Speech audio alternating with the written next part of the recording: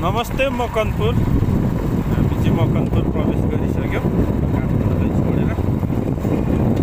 पुरै चाहिँ डरलाग्दो बाटो रहेछ।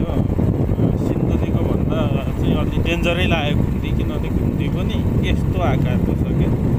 म त फर्स्ट टाइम आएको है गाइस।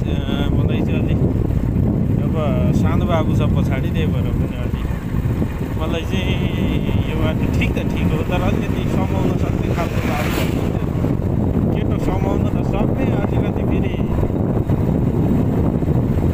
खटाइ गरिदिन्छ क्या कहिलेकाहीँ नसमाइदिने केटो। त्यही भएर सिन्धुलीको भन्दा चाहिँ बाटो मलाई सही लाग्यो, तर घुम्ती चाहिँ अलिकति यस्तो पाराको हो क्या, पुरानो पाराको मोटरको बाटो चाहिँ यो। र मलाई चाहिँ चाबुगाउँबाट जाने बाटो एउटै लाग्यो गाइस। ठाउँ ठाउँमा पहिरो भइरहेछ है, बाटोहरू ब्लक त छैन, वान वे भए पनि खुलाएको त छ। मेरो चाहिँ बाइकमा यात्रा गरेँ फर्स्ट टाइम कुनै चाहिँ,